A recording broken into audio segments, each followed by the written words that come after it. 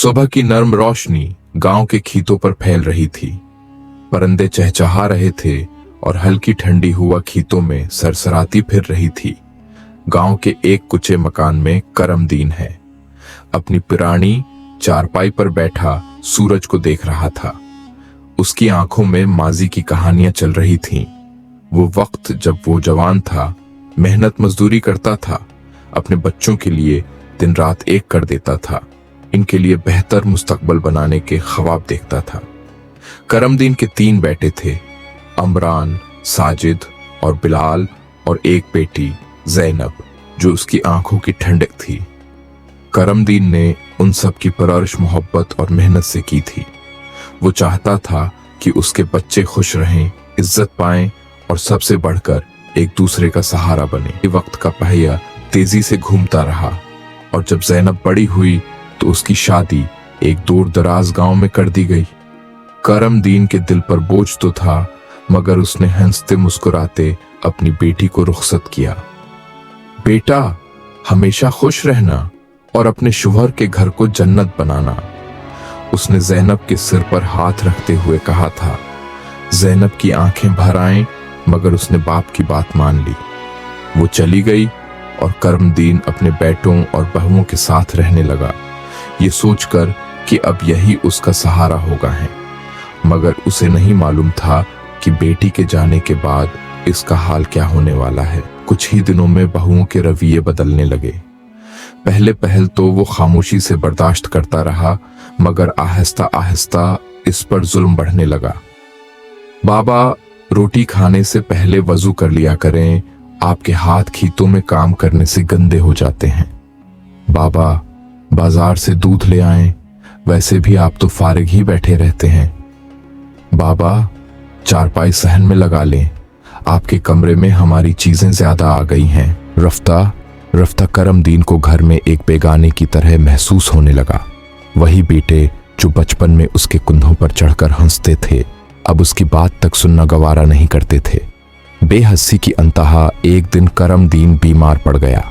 इसे तेज बुखार था, जिस्म कांप रहा था, मगर किसी ने पानी तक का न पूछा। वो चारपाई पर पड़ा रहा, जबकि बहुएं बाहर हंसी मजाक में मसरूफ थीं।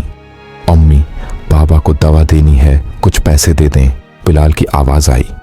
रोज रोज की बीमारी है, दवा लेकर क्या करेंगे, ठीक हो जाएंगे खुद ही, बड़ी बहू ने तरिश लहजे में कहा। करमदीन ने आंखें बंद कर लीं। एक जमाना था जब वो अपने बच्चों के लिए अपनी आखिरी पाई तक कुर्बान कर देता था, और आज उसके लिए दवा लेना भी फजूल खर्ची बन गया था। बेटी की वापसी, इधर ज़ैनब को जैसे ही खबर मिली कि उसका बाप बीमार है, वो सब कुछ छोड़कर दौड़ी चली आई। गांव में दाखिल होते ही उसकी नजरें उस कुचे घर को तलाश करने लगे जहां उसने अपना हमेशा का घर देखा, बचपन गुजारा था। जब वो अंदर आई तो उसका दिल दहल गया। उसके वालिद चारपाई पर लेटे थे, कमजोर, निढाल और बेबस। वो जो कभी मजबूत दरख्त की मानंद थे, आज सूखे पत्तों की तरह बिखरे हुए थे। बाबा, ज़ैनब ने लपक कर उनके हाथ पकड़ लिए। करमदीन ने कमजोर आंखों से देखा और पहली बार मुस्कुरा दिया। बेटा तो आ गई, उसकी आवाज लर्ज रही थी। बाबा, मैं आपको लेने आई हूं, अब आप मेरे साथ चलेंगे। ज़ैनब के लहजे में मजबूती थी। जब ज़ैनब ने अपने बाप का सामान बांधना शुरू किया तो बेटे और बहुएं हैरानी से देखते रहे। ये क्या हो रहा है? साजिद ने गुस्से से कहा। बाबा, हमारे हैं, आप उन्हें कहाँ ले जा रही हैं? अमरान ने एतराज किया। ज़ैनब ने आंखों हैं, मैं आंसू लिए भाइयों की तरफ देखा। जब बाबा को दवा चाहिए थी, तुम कहाँ थे? जब बाबा को पानी चाहिए था, तुम कहाँ थे? जब बाबा को इज्जत और मोहब्बत चाहिए थी, तुमने क्या दिया? अब तुम कह रहे हो कि बाबा तुम्हारे हैं। बेटे शर्मिंदा होकर सर झुका गए। उनकी बीवियां जो अब तक तंजिया मुस्कुराती थीं, खामोश हो गईं। ज़ैनब ने बाप का हाथ पकड़ा और दरवाजे की तरफ बढ़ने लगी। करमदीन ने आखिरी बार अपने घर को देखा, वही घर जो उसने अपने हाथों से बनाया था, मगर अब वो उसके लिए एक कैद बन चुका था। वो अपनी बेटी के साथ चला गया, मगर पीछे रह गए वो बेटे जो सारी उम्र पछतावे की आग में जलते रहे। इंजाम वक्त गुजरता गया। ज़ैनब के घर में करमदीन को वो मोहब्बत और इज्जत मिली जो उसके हैं। अपने बेटे उसे न दे सके। दूसरी तरफ वो घर जो कभी कहकाओं से गूंजता था अब सन्नाटे में डूबा रहता। बेटों को अपनी गलतियों का एहसास तो हो चुका था, मगर वक्त किसी के लिए नहीं रखता।